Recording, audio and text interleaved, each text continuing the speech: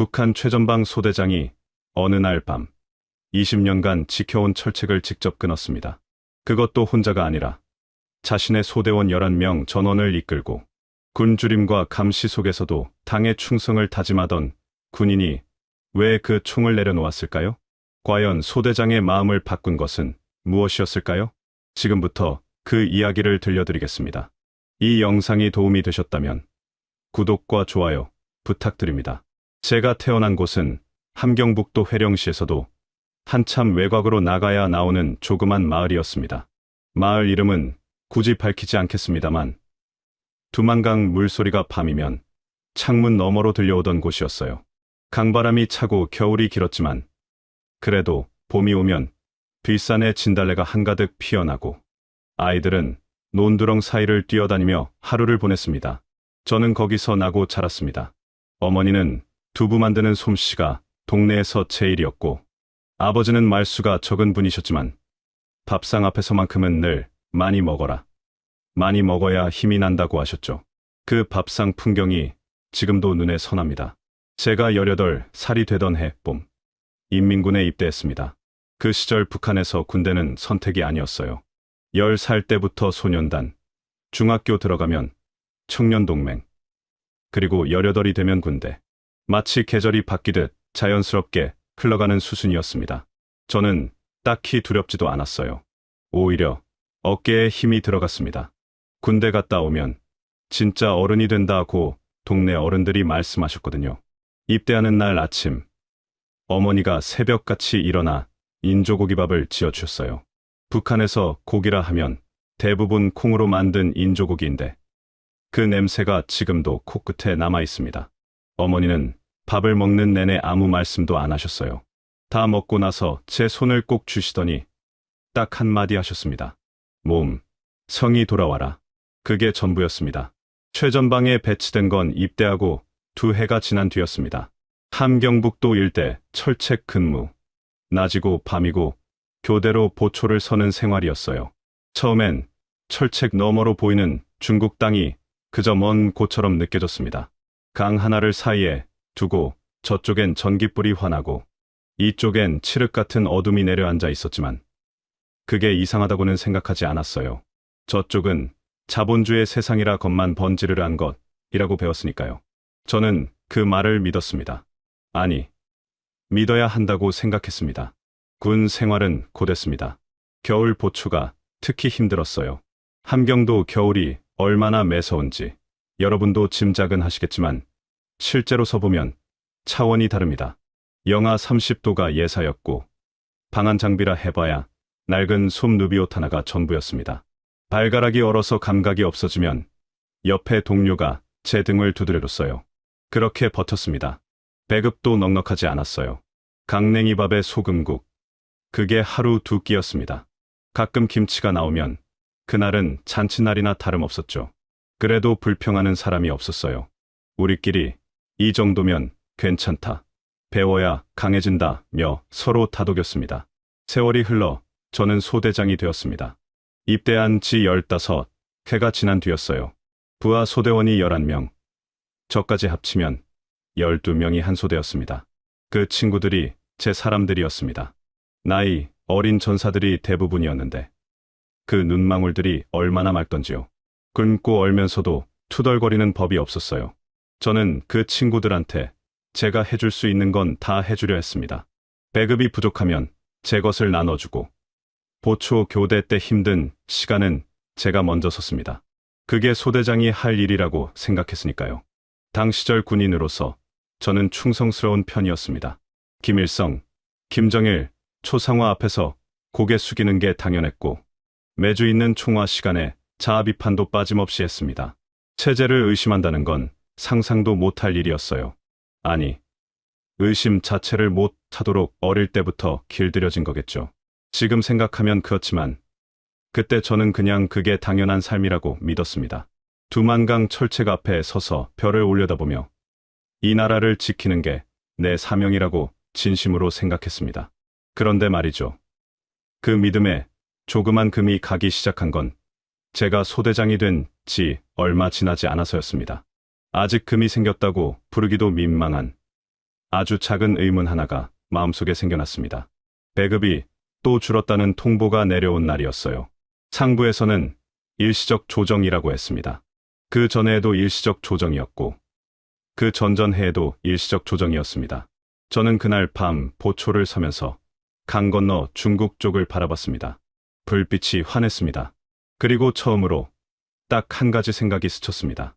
저쪽 사람들은 오늘 저녁을 배불리 먹었을까? 그 생각을 얼른 머릿속에서 지웠습니다. 위험한 생각이라는 걸 알았으니까요. 하지만 한번 스친 생각은 쉽게 지워지지 않았습니다. 그것이 모든 것의 시작이었습니다.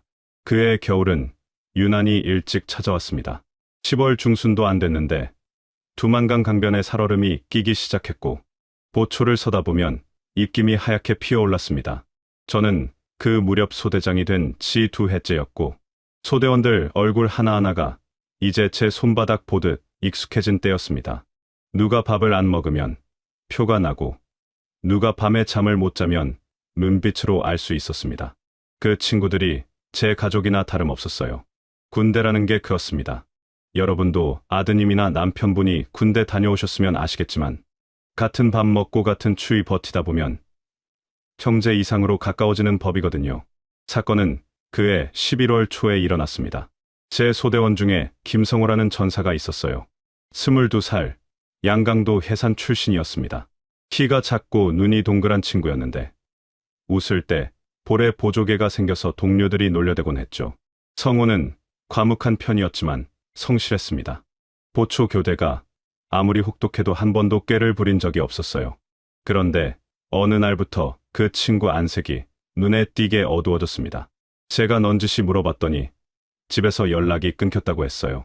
어머니와 어린 여동생 둘이 해산 장마당 근처에서 살고 있는데 한 달째 소식이 없다는 거였습니다. 장마당이라고 하면 여러분 잘 모르실 수도 있으니 말씀드리면, 쉽게 말해 우리나라 재래시장 같은 곳입니다. 나라에서 배급이 제대로 안 나오니까 사람들이 알아서 물건을 사고 파는 곳이에요.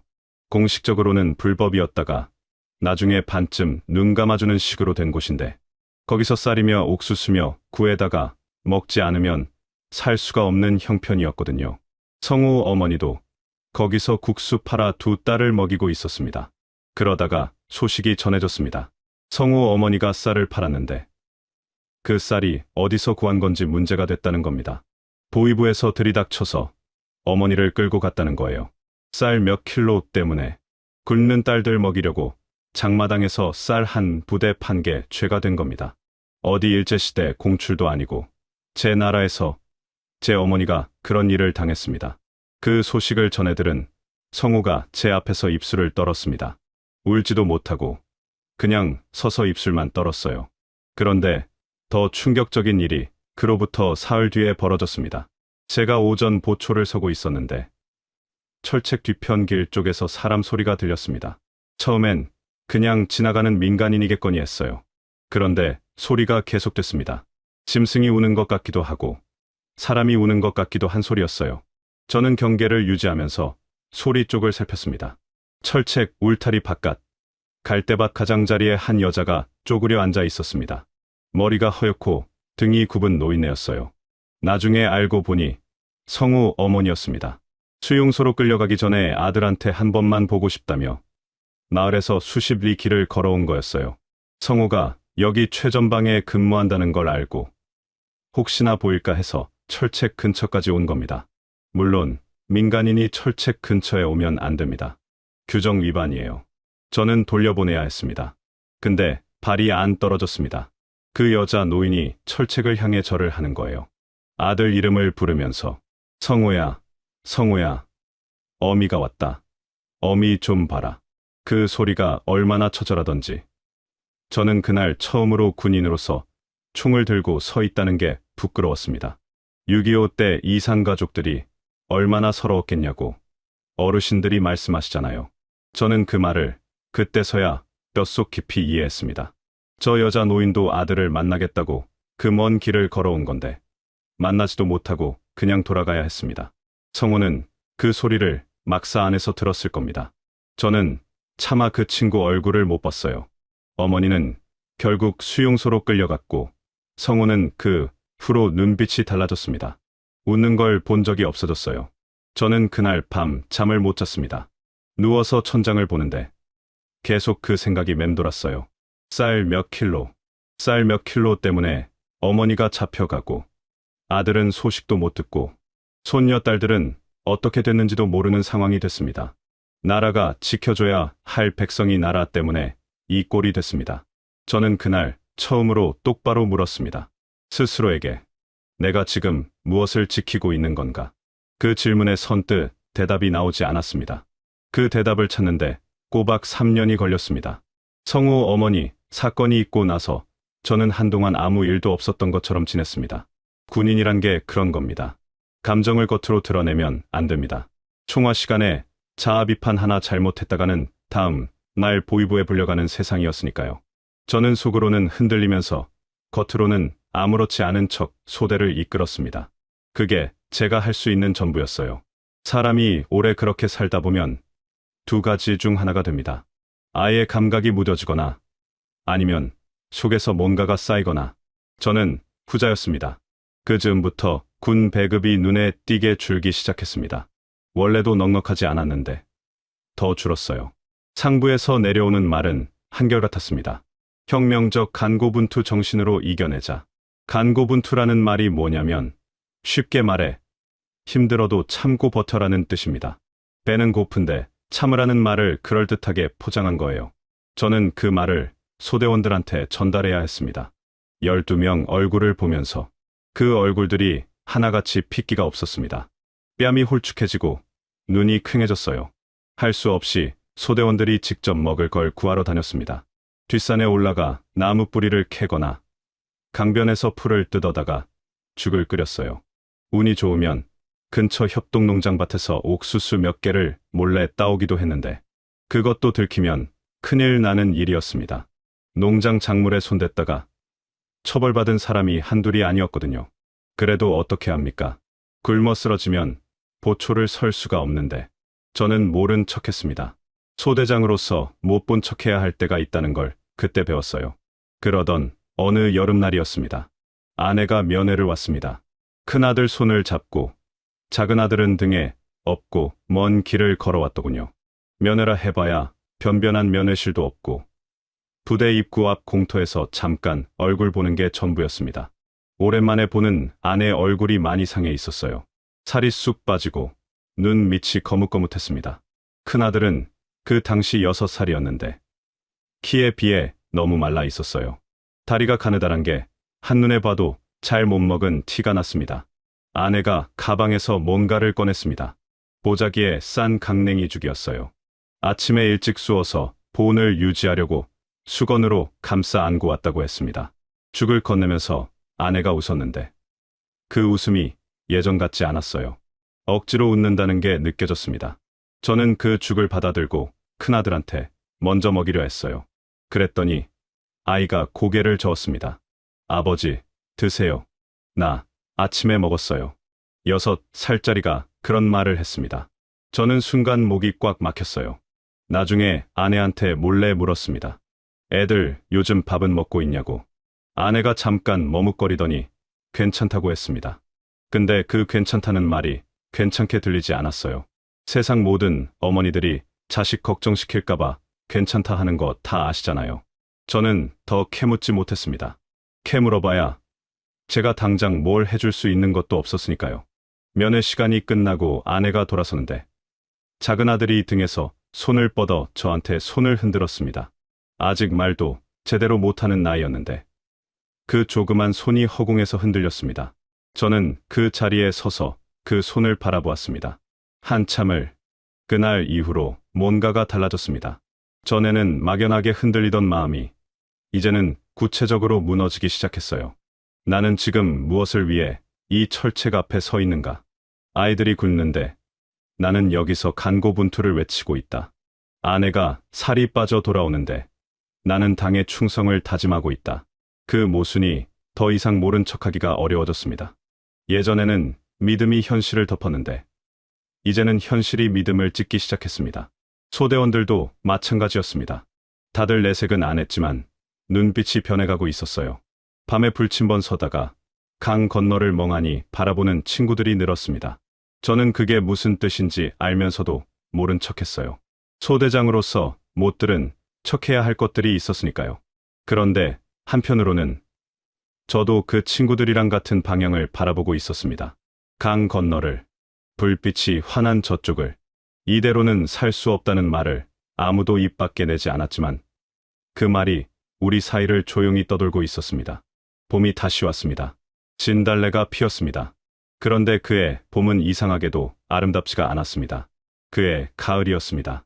낙엽이 지기 시작하던 어느 저녁, 보초 교대를 마치고 막사로 돌아오는 길에 소대원 중 하나가 제 옆으로 바짝 붙어 걸었습니다.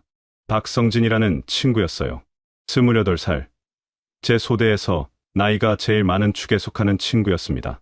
청진 출신이고 고향에 아내와 딸이 있었어요. 평소에 말이 없고 묵묵한 친구였는데 그날은 뭔가 결심한 사람 특유의 눈빛이었습니다. 저는 직감적으로 느꼈습니다. 이 친구가 뭔가 꺼내려 한다는 걸. 성진이가 주변을 한번 훑어보더니 아주 낮은 목소리로 말했습니다. 소대장 동지, 저 드릴 말씀이 있습니다. 저는 걸음을 늦추지 않고 그냥 걸으면서 들었습니다. 막사 안에서는 절대 그런 말을 나눠서는 안 됐어요. 벽에 귀가 있는 세상이었으니까요. 성진이가 한 말은 짧았습니다. 저 혼자만 이런 생각하는 게 아닌 거 알고 있습니다. 그게 전부였어요. 저는 아무 대꾸도 하지 않았습니다. 그냥 걸었습니다. 그런데 걸으면서 속으로는 가슴이 쿵 내려앉았습니다. 이 친구도 같은 생각을 하고 있었구나. 나만이 아니었구나. 그로부터 일주일 뒤, 또 다른 소대원 둘이 비슷한 식으로 접근해 왔습니다. 한 명은 해산 출신 최영철, 또 한 명은 무산 출신 리동혁이었어요. 다들 방식은 달랐지만 전하는 내용은 같았습니다. 더 이상 이렇게는 못 살겠다는 것, 가족들이 걱정된다는 것, 그리고 길이 있다면 찾고 싶다는 것. 저는 그들 각각에게 아무 말도 하지 않았습니다. 아직은 때가 아니었어요. 서두르다가 한 명이라도 입을 잘못 놀리면 12명 전원이 끝장나는 일이었으니까요. 북한에서 탈북을 모의했다가 발각되면 본인은 물론 가족까지 수용소에 끌려갑니다. 3대가 처벌받는 연좌제가 있었어요. 저는 혼자서 한 달을 더 생각했습니다. 잠 못 자는 밤이 이어졌어요. 이불을 뒤집어쓰고 천장을 보면서 수십 가지 경우의 수를 따졌습니다. 들키면 어떻게 되나? 강을 건너다 총에 맞으면 어떻게 되나? 아이들이 다치면 어떻게 되나? 두렵지 않다면 거짓말입니다. 솔직히 말하면 무서웠습니다. 태어나서 그렇게 무서웠던 적이 없었어요. 그런데 한편으로는 이런 생각도 들었습니다. 이대로 있어도 서서히 죽는 건 마찬가지다. 굶어 죽거나 추위에 죽거나 아니면 억울하게 끌려가거나 어차피 죽을 거라면 살아보려다 죽는 게 낫지 않겠냐고. 결심이 선 건 아내한테서 편지가 온 날이었습니다. 군인 편지 검열이 있어서 속마음을 그대로 쓸 수가 없으니까 아내는 돌려서 썼어요. 작은 애가 요즘 밥을 잘 안 먹습니다. 큰 애도 학교를 며칠 빠졌고요. 어서 건강히 돌아오세요. 그 짧은 문장들 사이에 무슨 말이 숨어 있는지 저는 단번에 읽었습니다. 아이들이 아프다는 거, 제대로 못 먹고 있다는 거. 저는 그 편지를 접어서 가슴 주머니에 넣고 그날 밤 소대원들을 한 명 한 명 따로 불렀습니다. 11명 모두 같은 마음이었습니다. 한 명도 빠짐없이. 저는 그 순간을 지금도 잊지 못합니다. 어두운 막사 뒤편에서 그 친구들 눈빛을 하나하나 확인하는데 무서움과 결의가 뒤섞인 그 눈빛들이 어찌나 선명하던지요. 아무도 소리 내어 말하지 않았습니다. 그냥 고개를 끄덕이거나 눈을 마주치는 것으로 전부 통했어요. 우리는 그렇게 뜻을 모았습니다. 12명이 말 한마디 없이 가족들에게 연락하는 건 조심스러웠습니다. 일부 소대원들은 가족과 합류하기로 했고 일부는 먼저 건너가서 자리를 잡으면 나중에 데려오기로 했어요. 제 아내한테는 암호처럼 전했습니다. 면회를 한 번 더 오되 아이들 옷을 두껍게 입혀오라고. 아내는 바로 알아들었습니다. 영리한 사람이었어요. 그렇게 날짜를 잡았습니다. 12월 중순, 강이 얼기 시작하는 때를 골랐습니다. 그 전날 밤, 저는 혼자 뒷산에 올라갔습니다. 어머니, 고향 방향을 바라보면서 한참을 서 있었어요. 어머니께는 끝내 말씀드리지 못했습니다. 말씀드렸다가는 못 가게 잡으실 것 같았고, 아시면 어머니도 위험해지셨으니까요. 그냥 속으로만 인사를 드렸습니다. 어머니, 불효자를 용서하십시오. 자식들 살리려고 갑니다. 살아서 꼭 좋은 세상에서 다시 뵙겠습니다. 눈물이 났습니다. 소리 없이 흘렀어요. 군인이 된 뒤로 처음 흘리는 눈물이었습니다. 이튿날 아침, 저는 아무 일도 없다는 듯 소대 점호를 했습니다. 11명 얼굴을 하나하나 부르며 확인했어요. 그 친구들도 평소처럼 이해하고 대답했습니다. 아무도 표시가 나지 않았어요. 그게 오히려 더 가슴이 뭉클했습니다. 이 친구들이 얼마나 단단한 사람들인가 싶어서요. 그날 하루가 그렇게 흘렀습니다. 아주 천천히, 그리고 아주 길게. 자정이 가까워졌습니다. 12월 10살 밤이었습니다. 하늘에 구름이 잔뜩 끼어 달도 별도 보이지 않았어요. 보초 교대 시간은 자정 12시. 교대가 이루어지는 15분 동안이 우리한테 주어진 유일한 틈이었습니다. 저는 그 시간을 수십 번 머릿속으로 되새겼어요. 눈을 감아도 순서가 그려질 정도로. 철책, 절단 지점, 강변까지의 거리, 도하 예상 시간, 중국 쪽 경사면. 군인 20년이 이 한 가지를 위해 쓰이는 것 같았습니다. 그런 생각을 하니 씁쓸하기도 하고 이상하게 담담하기도 했어요. 아내와 아이들은 약속한 장소에 먼저 나와 있었습니다. 강변에서 조금 떨어진 갈대밭 안쪽이었어요. 제가 다가갔을 때 아내가 아이들을 꼭 안고 웅크리고 있었습니다. 큰아들은 7살, 작은아들은 4살이었어요. 어두워서 얼굴이 잘 안 보였지만 아내가 제 손을 잡는 순간 손이 얼음장 같았습니다. 얼마나 오래 거기 있었는지 온몸이 굳어 있었어요. 저는 아무 말도 못하고 그냥 그 손을 꼭 쥐었습니다. 말이 필요 없었어요. 이미 다 알고 있었으니까요. 소대원들도 하나둘 모였습니다. 가족을 데려온 친구들도 있었고 혼자 온 친구들도 있었어요. 다 합치니 18명이었습니다. 아이들이 넷이었고 그중 제일 어린 아이는 2살백이었어요. 그 아이 어머니가 아이를 포대기로 꽁꽁 싸서 가슴에 안고 있었는데 아이가 칭얼거릴까봐 얼마나 애를 쓰던지요. 저는 그 2살배기 얼굴을 보면서 속으로 다짐했습니다. 이 아이만큼은 반드시 강을 건너게 해야 한다고. 철책 절단은 미리 준비해둔 대로 진행했습니다. 보초 교대 틈을 타서 공구로 철사를 끊었어요. 군인들이다 보니 손이 빨랐습니다. 3분도 안 걸렸어요. 틈을 벌리고 한 명씩 통과했습니다. 저는 제일 마지막에 나왔어요. 소대장이니까 마지막에 나와야 한다고 생각했습니다. 철책을 빠져나오는 순간 20년 동안 이 안에서 살았던 제가 지금 이 철책 바깥에 서 있다는 게 실감이 났습니다. 그 짧은 순간에 온갖 생각이 스쳐 지나갔어요. 어머니 얼굴, 고향 마을, 입대하던 날 아침. 그리고 저는 앞으로 걸었습니다. 강변까지는 약 200m였습니다. 갈대밭을 헤치며 걷는데 발밑에서 마른 갈대 부러지는 소리가 날 때마다 가슴이 철렁했습니다. 아이들한테는 절대 소리 내지 말라고 단단히 일렀어요. 큰아들이 제 손을 꼭 잡고 걸었는데 그 손이 떨렸습니다. 아이도 무서운 거 아는 거였어요. 저는 그 손을 더 꽉 쥐었습니다. 괜찮다. 아버지가 있다. 소리 없이 입으로만 말했습니다. 두만강은 12월이면 부분적으로 얼기 시작합니다. 강 중간중간에 얼음판이 있고 물이 흐는 곳은 발목에서 무릎 정도 깊이에요. 강폭이 넓지 않아서 건너는데 오래 걸리지는 않지만 한겨울 강물이 얼마나 차가운지는 직접 발을 담가봐야 합니다. 물에 발이 닿는 순간 숨이 턱 막혔어요. 칼로 베는 것 같았습니다. 살이 아니라 뼈가 시린 느낌이었어요. 그래도 걸었습니다. 멈출 수가 없었으니까요. 작은 아들은 제가 업었습니다. 아이를 등에 얹고 강을 건너는데 발밑이 미끄러운 데다 물살이 생각보다 셌어요. 한 번은 발을 헛디뎌서 무릎까지 물에 잠겼습니다. 순간 아이를 놓칠 뻔했어요. 그 찰나에 옆에 있던 성진이가 제 팔을 잡아줬습니다. 아무 말 없이 저는 몸을 세우고 다시 걸었습니다. 뒤를 돌아보니 17명이 줄지어 강을 건너고 있었어요. 아이를 아는 사람, 짐을 든 사람, 노인을 부축하는 사람. 그 행렬이 어둠 속에서 조용히 움직였습니다.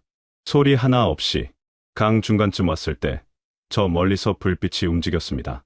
순찰대 손전등이었어요. 저는 손을 들어 모두를 멈춰 세웠습니다. 아무도 움직이지 않았어요. 물속에 무릎까지 잠긴 채로 18명이 숨을 죽였습니다.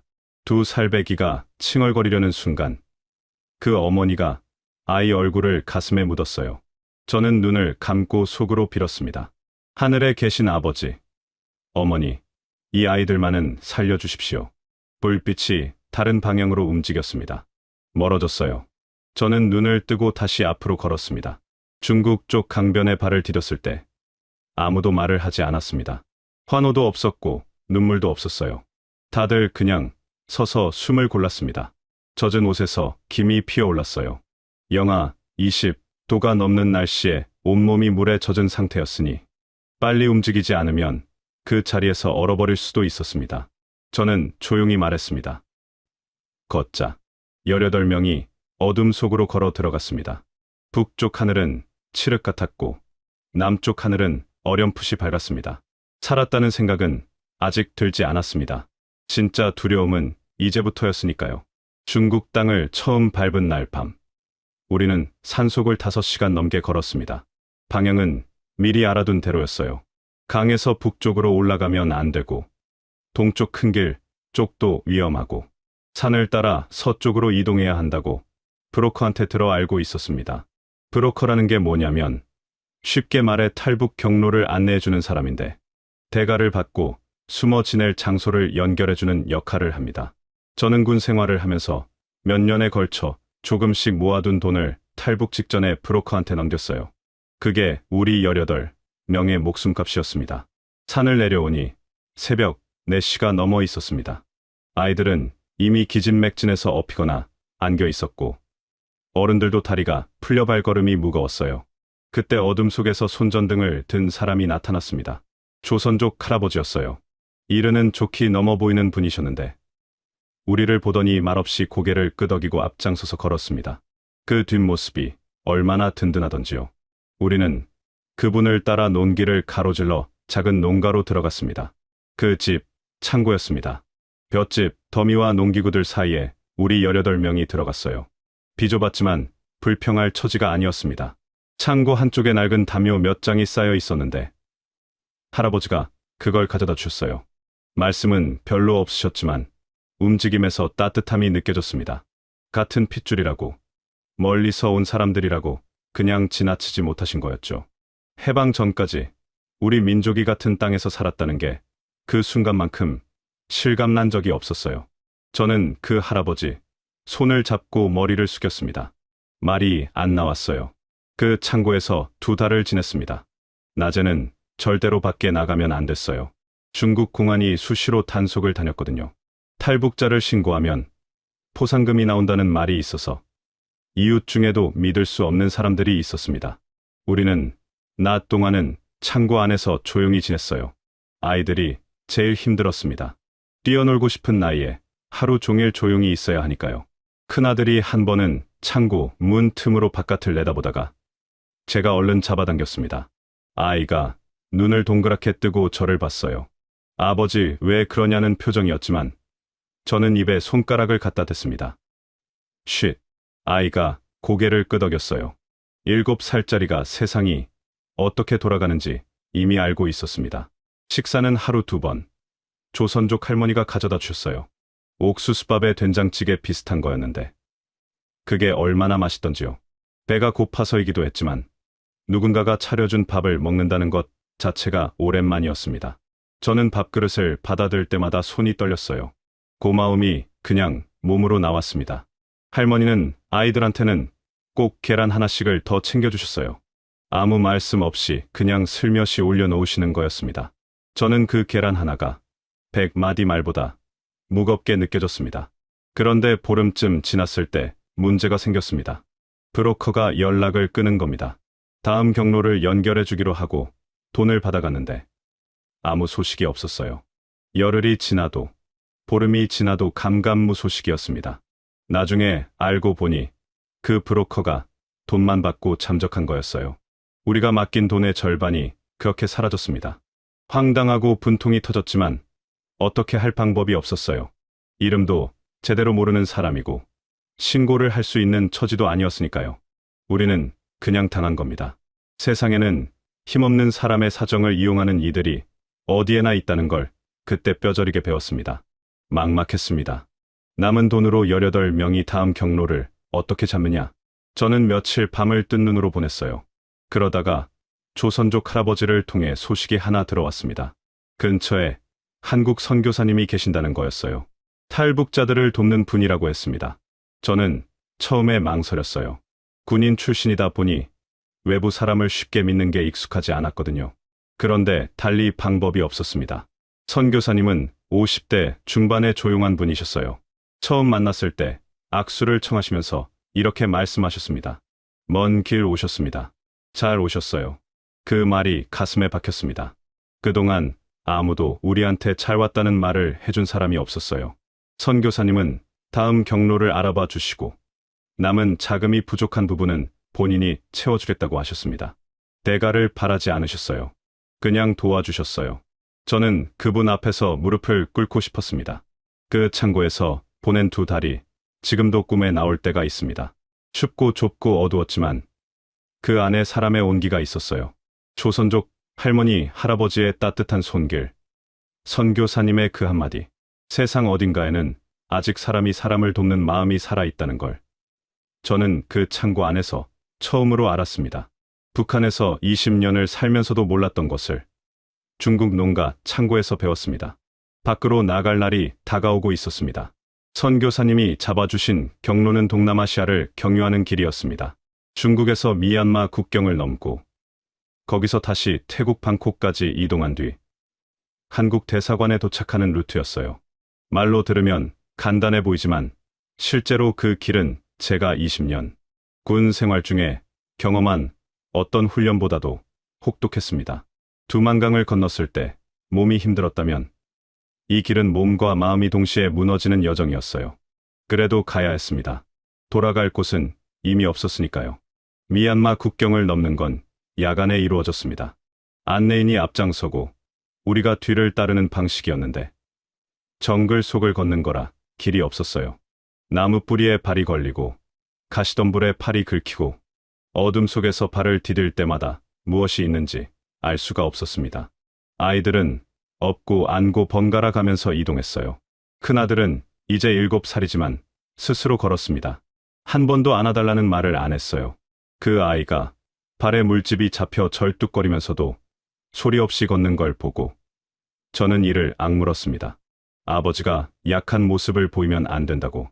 미얀마에서 며칠을 머무는 동안 소대원 중 하나가 탈이 났습니다. 영철이었어요. 열대 기후에 몸이 적응을 못하고 고열이 올랐습니다. 약도 변변이 없었어요. 현지에서 구할 수 있는 해열제 하나로 버텼는데 사흘 동안 의식이 오락가락했습니다. 저는 그 친구 옆에서 밤을 새웠어요.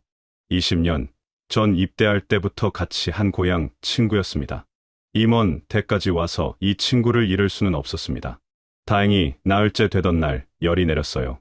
영철이가 눈을 뜨면서 저를 보고 씩 웃었습니다. 그 웃음에 얼마나 안도했는지 모릅니다. 태국으로 넘어가는 길도 순탄하지 않았습니다. 국경 검문소를 피해 산길로 우회해야 했는데 거리가 예상보다 훨씬 길었어요. 이틀을 꼬박 걸었습니다. 물은 중간에 만나는 개울에서 떠마셨고 먹을 것은 안내인이 챙겨온 건빵 몇 봉지가 전부였어요. 저는 제 몫을 아이들한테 나눠줬습니다. 배가 고프지 않다고 했는데 사실 배가 고프지 않은 게 아니라 참은 거였어요.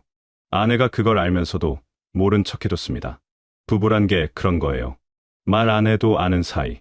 방콕에 도착한 건 중국을 떠난 지 열흘이 넘어서였습니다. 도시에 들어서니 처음 보는 풍경들이 눈에 쏟아졌어요.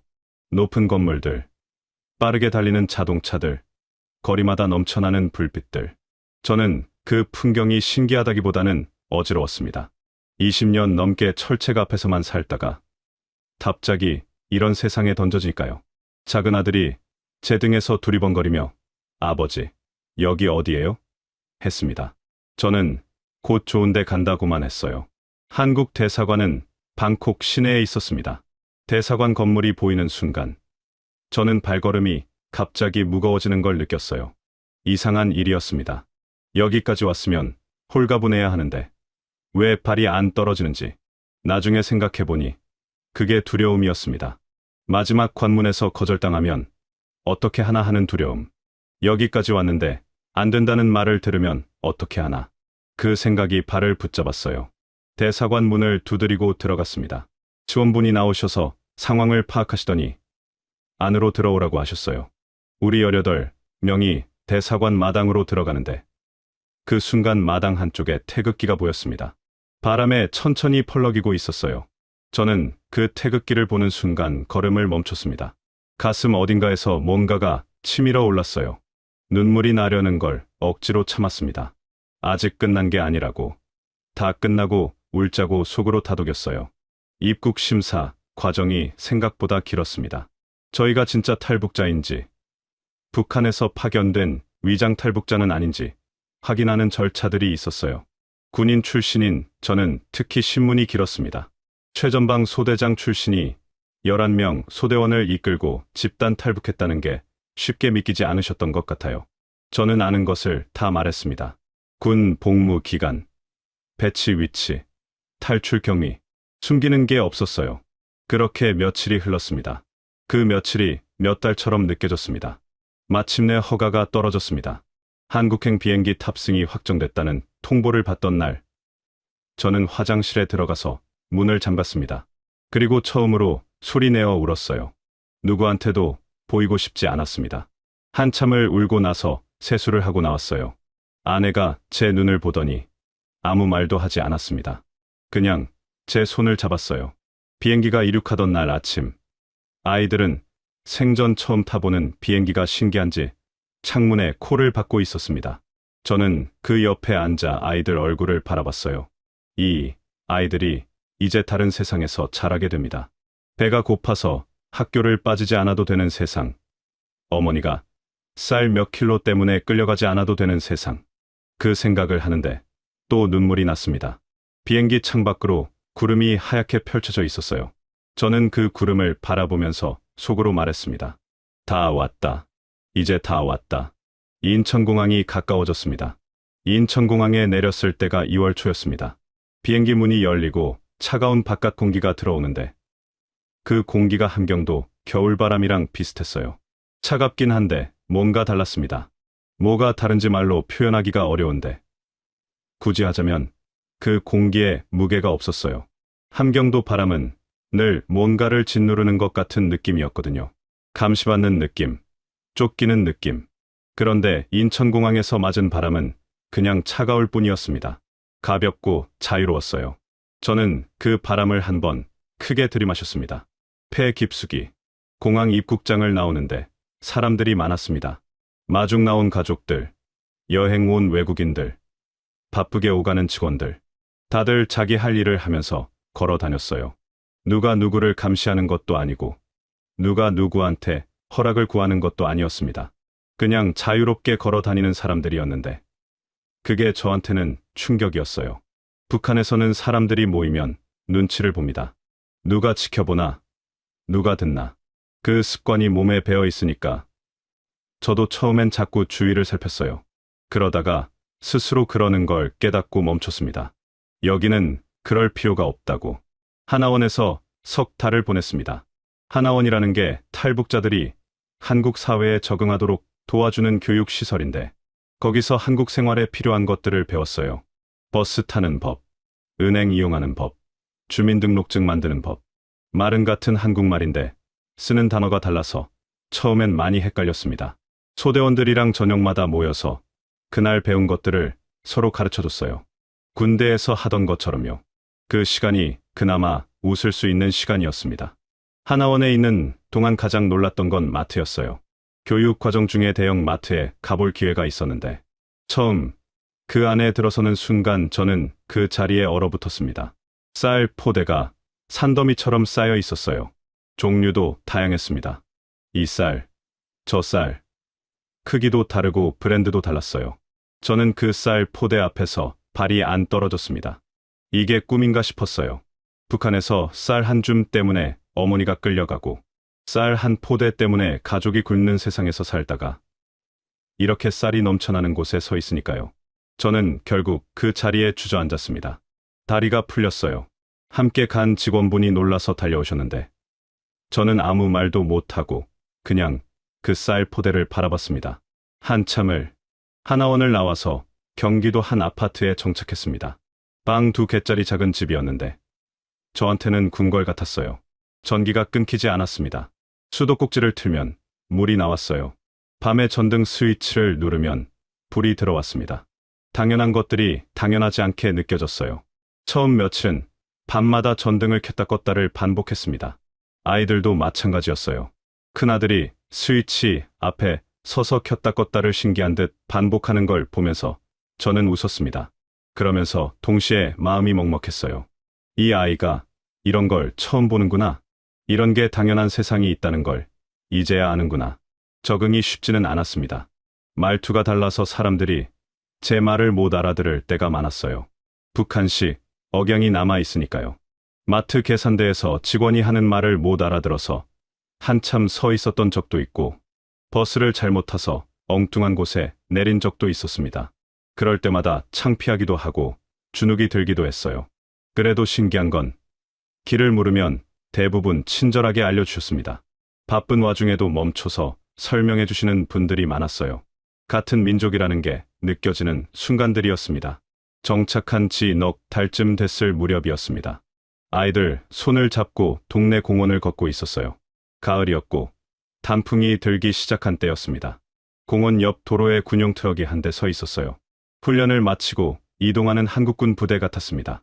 트럭 뒤편에 군복 입은 젊은 병사들이 타고 있었는데 한 명이 트럭에서 내려 공원 쪽으로 걸어오더군요. 물을 사러 가는 것 같았어요. 20 안팎으로 보이는 젊은 친구였습니다. 군복이 깔끔했고 얼굴이 해맑았어요. 저는 그 병사를 보는 순간 걸음이 멈췄습니다. 그 친구는 저를 모르죠. 그냥 지나쳤어요. 그런데 저는 그 자리에 서서 그 뒷모습을 바라봤습니다. 군복 색깔이 눈에 들어왔어요. 카키색 군복. 그 순간 제 머릿속에서 뭔가가 터졌습니다. 성진이 얼굴이 떠올랐어요. 두만강에서 제가 미끄러질 때 팔을 잡아줬던 그 친구. 영철이 얼굴도 떠올랐습니다. 정글에서 고열로 사흘을 앓던 그 친구. 성우 얼굴도 떠올랐어요. 철책 앞에서 어머니 통곡 소리를 들으며 입술을 떨던 그 친구. 11명 얼굴이 한꺼번에 밀려왔습니다. 그 젊은 한국군 병사가 자유로운 나라에서 군복을 입고 걸어가고 있었습니다. 누가 시켜서가 아니라 이 나라를 지키겠다는 마음으로 제대로 된 밥을 먹고 제대로 된 장비를 갖추고 보초를 서는 군인. 저는 그 모습에서 제 소대원들을 봤습니다. 굶으면서도 불평 없이 영하 30도 보초를 서던 그 친구들이 만약 이 나라에서 태어났다면 어땠을까? 그 생각이 드는 순간 눈물이 터졌습니다. 막으려 했는데 막을 수가 없었어요. 공원 한가운데서 그냥 울었습니다. 큰아들이 제 손을 잡아당겼어요. 아버지, 왜 울어요? 저는 대답을 못했습니다. 뭐라고 해야 할지 몰랐어요. 전우들이 생각나서 라고 말하기엔 그 아이가 이야기에 너무 많은 이야기가 담겨 있었으니까요. 저는 그냥 아이를 꼭 안았습니다. 작은 아들도 옆에서 제 다리를 안았어요. 아내가 아무 말 없이 제 등에 손을 얹었습니다. 우리 네 식구가 공원 한가운데서 그렇게 서 있었어요. 단풍잎이 하나 바람에 떨어져 내렸습니다. 지금 저는 이 나라에서 산 지 10년이 넘었습니다. 큰아들은 이제 고등학생이 됐어요. 작은 아들도 중학생이 됐고요. 둘 다 여기서 나고 자란 아이들처럼 한국말을 합니다. 그 모습이 대견하면서도 가끔은 가슴 한쪽이 비어 있는 것 같아요. 북에 두고 온 어머니가 지금쯤 어떻게 계실지, 살아계신지, 아직 그 마을에 계신지 알 방법이 없습니다. 탈북한 뒤로 한 번도 소식을 듣지 못했어요. 꿈에서는 가끔 뵙습니다. 두부 만드시던 어머니, 밥상 앞에서 많이 먹으라 하시던 아버지. 꿈에서 깨고 나면 한동안 멍하니 앉아 있게 됩니다. 여러분, 저는 이 나라가 참 고맙습니다. 전기가 들어오고, 물이 나오고, 아이들이 배불리 먹을 수 있는 이 나라가. 그리고 한 가지 소원이 있습니다. 제 살아있는 동안 우리 아이들이 어른이 되기 전에 통일이 됐으면 합니다. 그래서 어머니 손을 한 번만 더 잡아보고 싶습니다. 고향 마을 뒷산에 피는 진달래를 한 번만 더 보고 싶습니다. 두만강 물소리를 무서움 없이 들을 수 있는 날이 오면 좋겠습니다. 그 날이 오면 저는 그 강변에 서서 소대원들 이름을 하나하나 불러보고 싶습니다. 성진아, 영철아, 성우야, 우리 잘 살고 있다고. 그게 제 전부입니다.